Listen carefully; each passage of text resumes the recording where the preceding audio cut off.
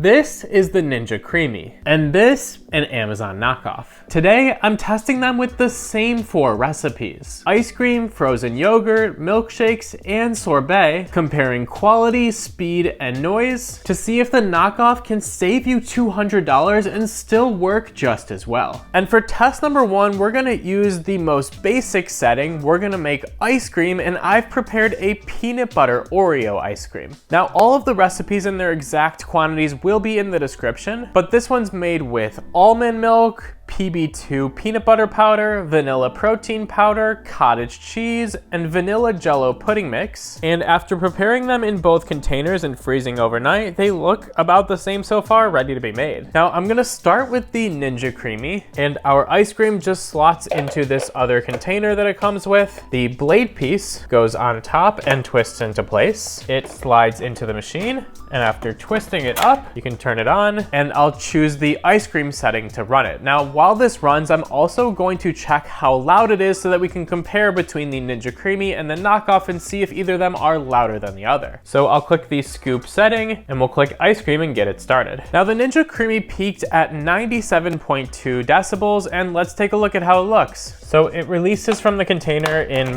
all the same ways, just the opposite. And here's what it looks like after the first spin, which does happen pretty often with the Creami. You get this kind of crumbly texture. Now from here, you either have the option of just respinning it, adding a little bit of milk and respinning it, or in our case, we're actually gonna add mix-ins to this anyways because we wanna get the Oreo flavor of the peanut butter Oreo. So I'm just gonna take about 3 Oreos and push them all the way down that center hole that was created, and then reassemble it together. And from here, I'm gonna click the mix-in setting, which should just take another minute to spin and blend those Oreos into it. And after mixing in those Oreos, here's what our ice cream looks like. But before we take a deeper look at the consistency and taste, let's make our knockoff one. Now, everything seems to be pretty similar with this. The blade attachment just goes on the top and twists into place. It slides into the machine, and then you can hit the power button on it. And then it's a touchscreen machine here. It's already on the ice cream setting, or we could use the function button to switch it if we wanted, but for now, all we have to do is click power and let's get it running. The first spin just completed, and it took about 3 to 3.5 minutes, so it was about 30 seconds faster than the Creami. Nothing significant, but a little bit faster. However, it was also a couple decibels louder. It peaked at 101 decibels. Now, yes, it was noticeably louder. However, it's kind of like really loud versus really, really loud for an appliance, so they're both kind of just in the loud category. Let's take a look at the results. And here it is after our first spin.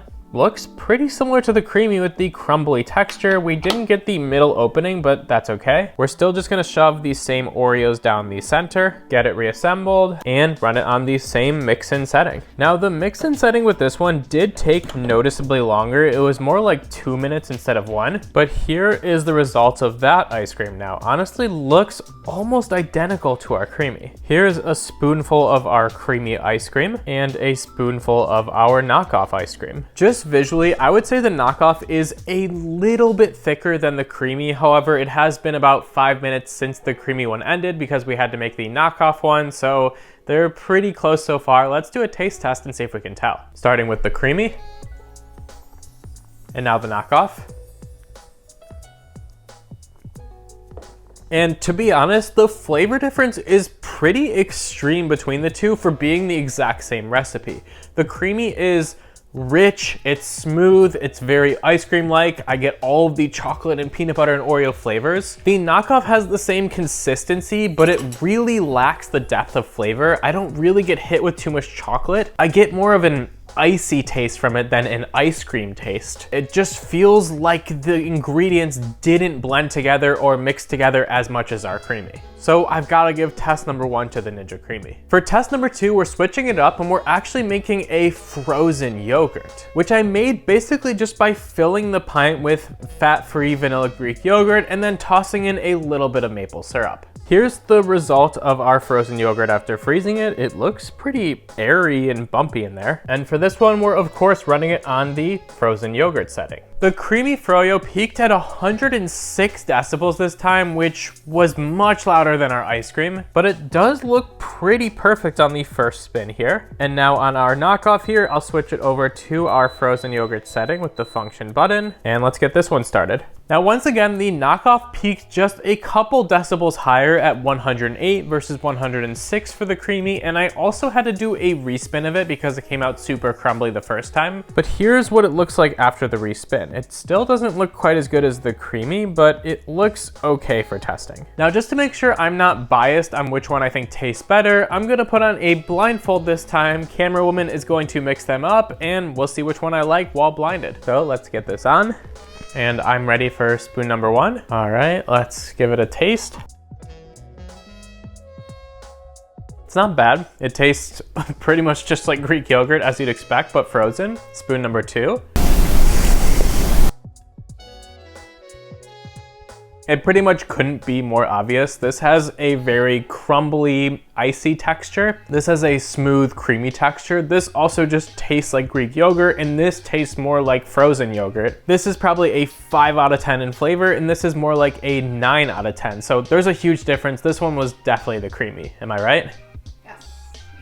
For test number 3, we're gonna switch it up pretty significantly once again and make a sorbet. And in this blender, I already blended up a bunch of strawberries with just a little bit of sugar and a couple squirts of lemon juice, and filled in freeze-dried containers overnight. Here is what they look like after being frozen. And of course, we're gonna just put them both into the machines the same exact way, so I won't show you all of the steps of that. We're gonna now cut forward to them being ready. And here are the two results. For some reason, the knockoff has a lighter red color just by a little bit. Maybe it didn't blend as well, but for the most part, they look roughly the same texture. They both took one respin. So you know the drill. Let's blindfold again and see if I can tell the difference. Spoon number one.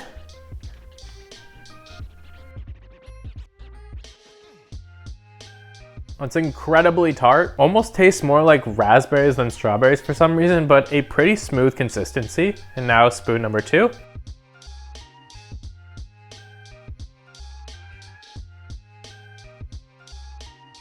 And once again, the texture difference is immediately noticeable. Spoon number one has a very smooth-like consistency. Spoon number two has more of an icy texture to it. It's not very smooth at all. Flavor-wise though, they're pretty comparable to each other. It really just is the texture difference. So I'm gonna say spoon number one was the creamy.